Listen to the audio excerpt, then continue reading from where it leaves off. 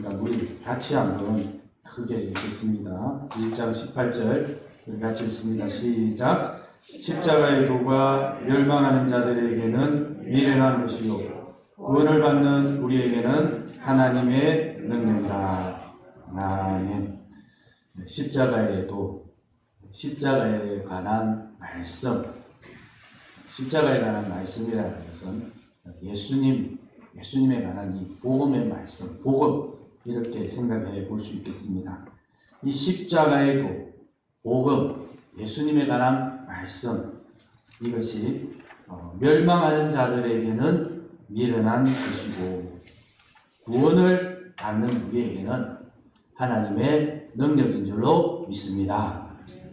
십자가는 오늘날 우리 문화에서는 그렇게 가슴에 와 닿는 부분은 아닙니다. 단지 기독교를 상징한다, 이렇게 생각들을 많은 사람들이 합니다. 그런데 지금으로부터 한 2000년 전 거슬러 올라가면 이 지중해 이 바다 연안을 지고 있는 이 패권국가 로마는 이 사형 제도를 구비하고 있었는데, 이 사형을 시키는 방법 중에 십자가 처형이 있었습니다. 시민권을 가진 사람들에게는, 로마 시민권을 가진 사람들에게는 이렇게 목을 참수하는 그런 형벌들이 가해지기도 했지만, 속주민이라든지 또 노예라든지, 노예는 주인에게 절대 복종하게 되어 있습니다. 노예가 주인에게 대들면 안 되는 것이죠. 왜냐하면 그 노예니까. 로마 제국의 점령하에 있는 이 지배당하는 민족들, 속주민이라고 합니다. 속주민들이 우리도 로마로부터 독립을 해야 되겠다, 그렇게 해서 대드는 건 안 된다 이겁니다. 속주민이 로마의 통치에 반기를 든든지, 노예가 주인에게 반기를 든다면, 배신한다면, 이거는 가차없이 십자가 형벌이 가해집니다. 대들지 말라는 거죠. 노예가 주인에게, 속주민이 로마의 통치에 대항하지 말라, 받아들이라. 그래서 팍스 로마나, 로마 제국의 통치로 이루어지는 평화, 이렇게 이야기를 합니다. 그래서 이렇게 십자가 처형을 통치에 반대할 때 처해지는데, 근데 로마의 지식인들 사이에서는 이 십자가 형벌에 대해서 많은 비난을 했습니다. 하지 말자. 너무 잔혹하다. 사람에게 가하는 너무 잔혹한 형벌이다. 어떻게 이렇게 할 수 있나? 자기들 스스로도 그런 이야기를 할 만큼 이걸 사람에게 극도의 고통을 가하면서도 이 생존 기간은 또 오래 갑니다. 오래 가요. 그래서 극심한 고통 가운데 서서히 죽게 만들기 때문에 로마의 지식인들 사회 속에서도 십자가 형벌에 대한 이야기는 많았어요. 근데 아마 로마 제국은 그런 걸 인정하면서도 필요악이다, 제국을 통치하자, 로마 사회의 노동력이 전부 노예로부터 나오는데 노예들을 잘 다스리자니 필요하기다, 이거 없이 가지고는 안 된다, 그랬던 것 같아요.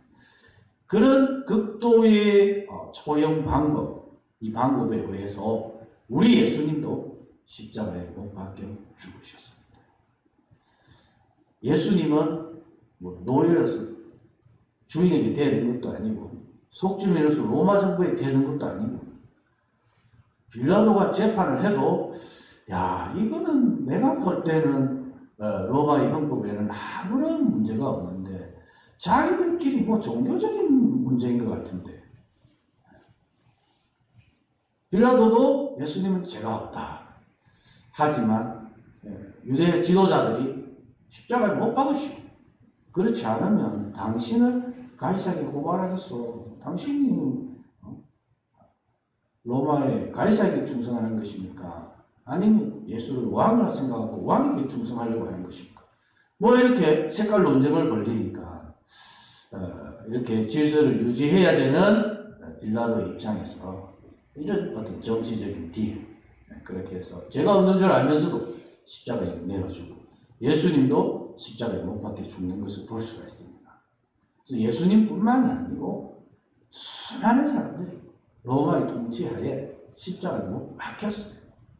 그리고 일반적으로 사람들은 십자가 하면 그 십자가의 죽음에 대해서 그 의미를 생각하고 가치를 생각하고 그 어떤 삶의 어떤 우선순위를 그 십자가에 생각하고 그렇게 하지 않습니다. 십자가는 끔찍한 거예요. 혹시라도 내가 아는 사람들, 내 삶의 주변 사람들 중에 십자가에 처해진다 하면 집안이 발칵 뒤집힐 만큼 이건 굉장히 끔찍한 일이고 안타까운 일이고 슬픈 일이고 인생에 진짜 저주거리가 되는 그런 일입니다. 그런데 이 십자가에 대해서 사울 혹은 바울이라는 사람은 이 십자가를 통해서 자신의 인생이 우리 역사를 BC와 AD, 예수님 태어나기 전, 예수님 태어난 이후 이렇게 역사를 가르듯이 이 사도 바울은 십자가를 가지고 그의 인생 전반기와 후반기로 나눌 만큼 이 십자가가 아주 극적인 일이었다는 것이죠. 사도 바울은 가말리엘 문화에서 율법을 공부한 율법학자입니다. 당대에 모든 사람들이 참 앞으로 가말리엘 문화에서 대단한 랍비가 났구나 인정할 만큼 충성받는 사람입니다. 그리고 그는 굉장히 현실적으로 적극적인 현실적인 사람이고 그리고 굉장한 통찰력을 가지고 있어요. 예수 운동이 일어나는데 이 예수 운동을 보면서 이거 잘못 나눴다가는 이거는 우리 유대교와 약간 다른 약간 이상한 그런 이단이 아니고 이거 잘못 나눴다면 큰일 납니다. 그렇게 해서 예수 믿는 사람들을 핍박을 했습니다. 스데반이 죽는데 그 앞장을 섰고요. 그것뿐만이 아니라 많은 사람들이 흩어졌는데 다메섹 도시에 예수 믿는 사람들이 몰려있단다. 대제사장을 찾아가서 해당받아 가는 속에 안내 글을 주십시오. 내가 해당에 가서 체포 리스트를 작성해서 전부 다 잡아오겠습니다.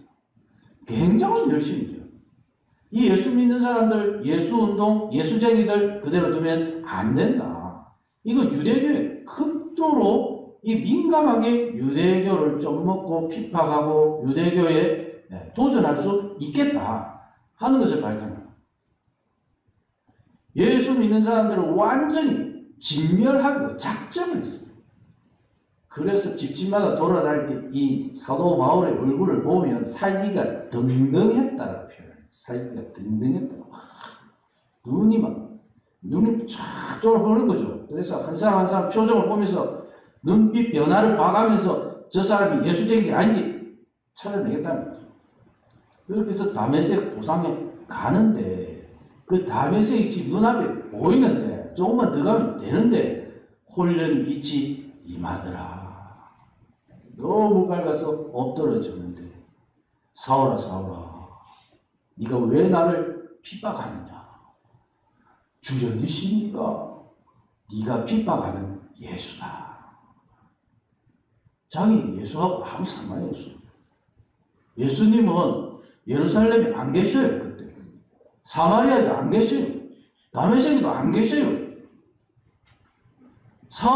바울은 예수 믿는 사람들, 예수 믿는다고 하는 사람들을 체포하기 위해서 다메섹으로 가는 것이고 예수 믿는 사람들에 대해서 지금 자신의 업무가 있는 거예요.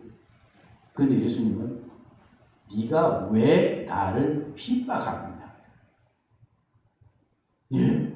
저는 예수님을 만난 적이 없는데 제가 언제 예수님을 핍박했습니까? 근데 예수님은 예수 믿는 한 사람 한 사람 전부 다가 내무탈이하게 있는 거예요. 사울이 예수 믿는 사람 핍박하는 것은 곧 예수님을 핍박하는 것이다 라고 말하는 거예요. 나무 저 위에 둥지가 하나 있는데 그 둥지에 어미새가 앉아 있습니다.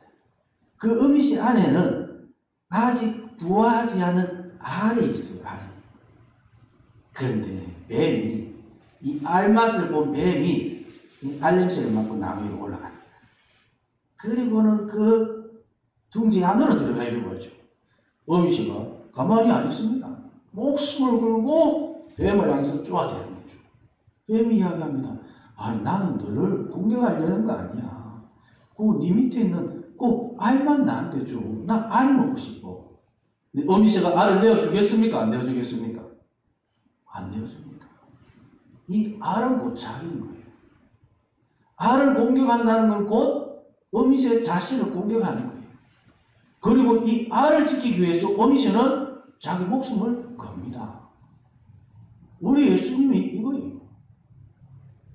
그의 백성을 지키기 위해서, 교회를 지키기 위해서, 그의 백성 한 사람 한 사람 버리는 사람 없이 지키기 위해서 서로 이거 왜 나를 핍박하느냐 그렇게 말씀하시죠.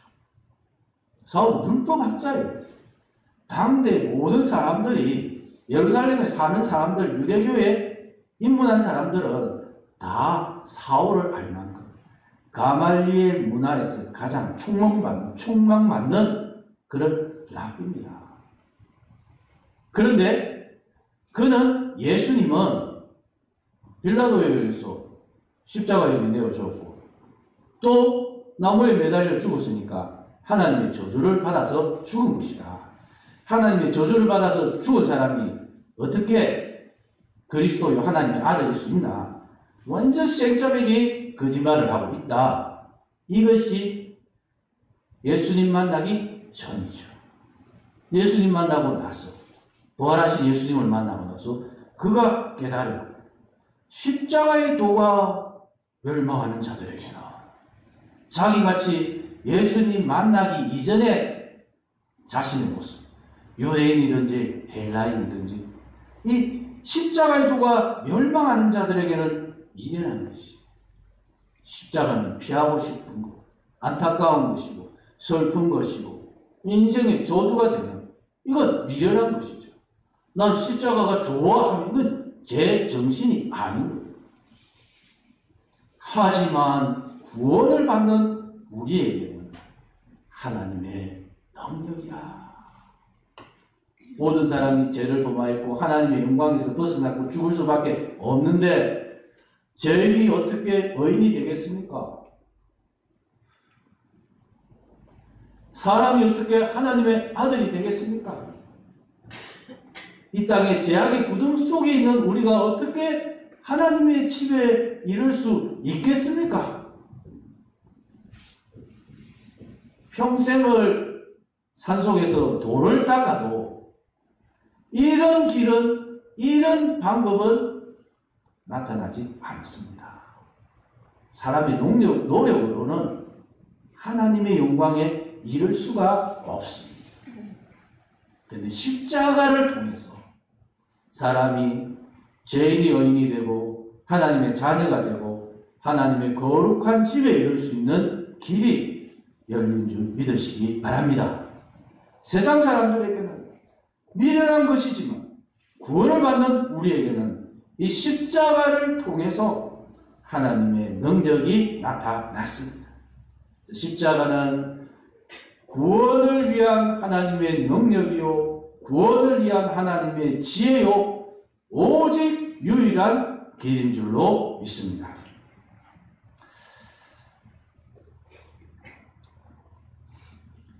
밀비엄 브릿지라는 이 전투가 있습니다. 312년에서 313년이 겹쳐서 일어난 전투인데 이때에 콘스탄틴이라는 이 살인관이 콘스탄틴 전투에서 이겨야 되지 않겠습니까? 서방 유럽의 패권을 두고 벌어지는 전투인데 이 전투에서 이겨야 되겠죠. 내 밤에 잠을 자는데 환상을 합니다. 콘스탄틴도 사도 바울과 같이 환한 빛이 임하더라. 그 빛 속에서 십자가를 목격합니다. 그리고는 음성을 들었다고. 이 표시로 정복하라. 이 십자가, 이 표시를 가지고 전쟁을 수행해라. 어느 누가 그 당시에 예수 믿는 사람들을 로마 공권력이 계속해서 핍박을 했습니다. 굉장히 잔혹하게 핍박을 했어요. 그래서 동물들, 사자들 불러다가 그냥 예수 믿는 사람들 집어넣기도 하고 십자가에 줄줄이 못 박기도 하고 생각할 수 있는 모든 수단 방법을 통해서 예수 믿는 사람들을 많이 핍박했습니다. 공민권을 박탈당하고 재산을 몰수당하고 재판 없이 적결 처형당하는 일들이 공공연하게 벌어졌습니다. 다들 내가 기독교인입니다.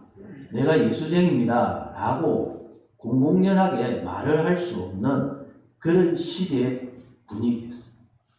그런데 이 서방 유럽의 패권을 두고 전쟁을 앞두고 콘스탄틴은 꿈에서 십자가 환한 빛 속에서 십자가를 보고 이 표시로 전쟁해라 하는 음성을 들었다는 거예요.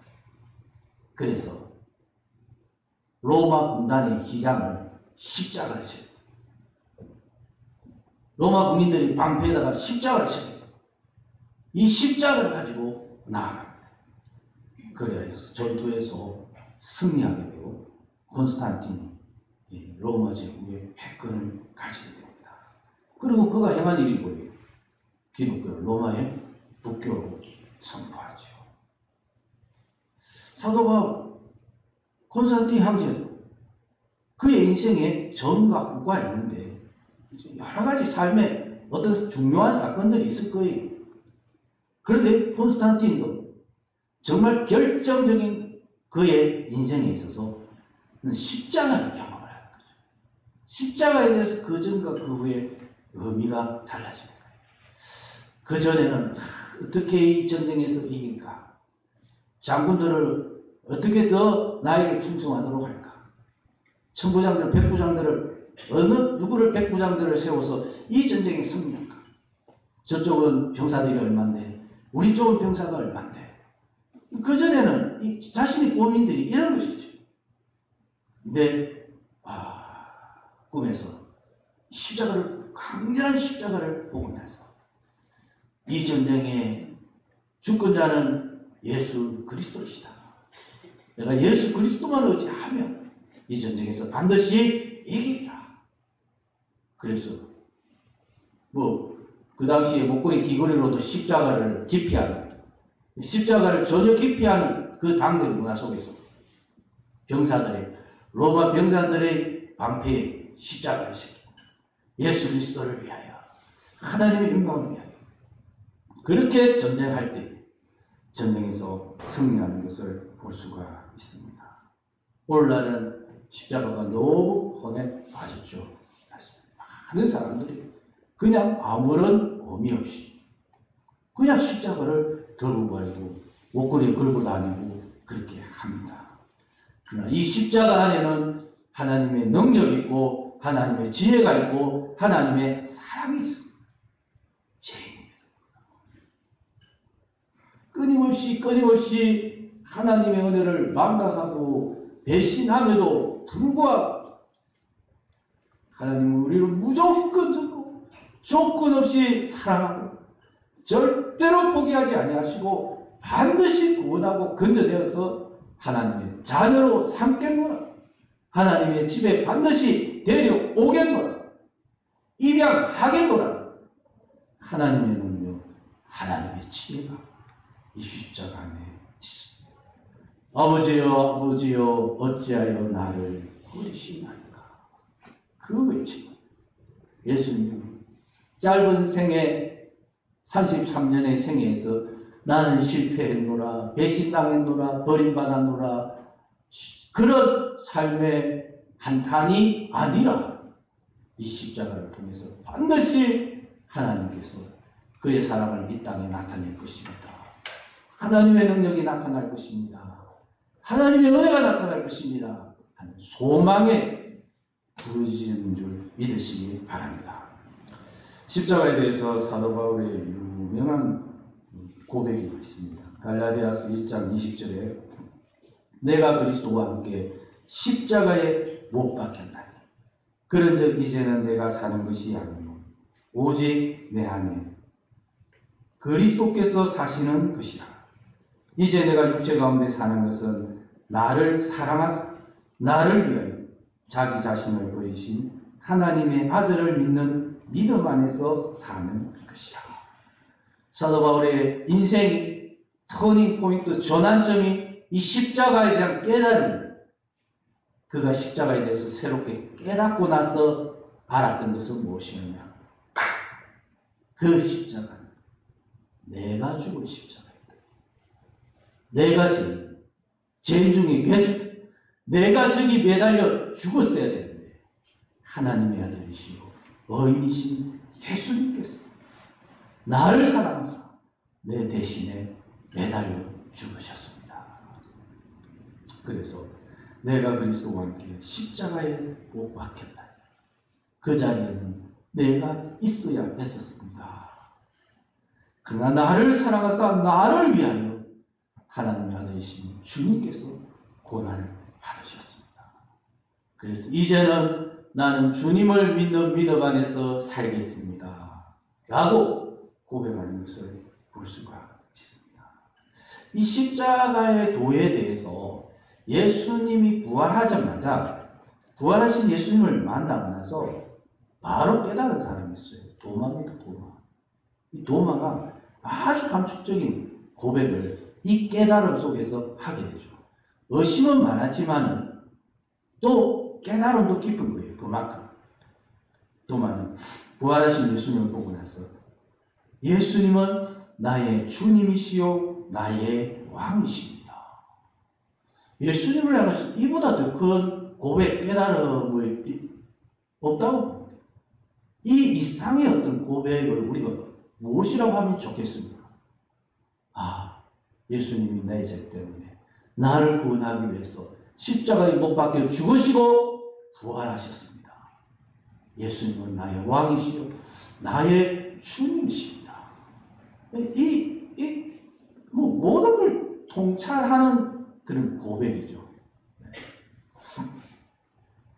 오늘 우리는 십자가에 대해서 참 많은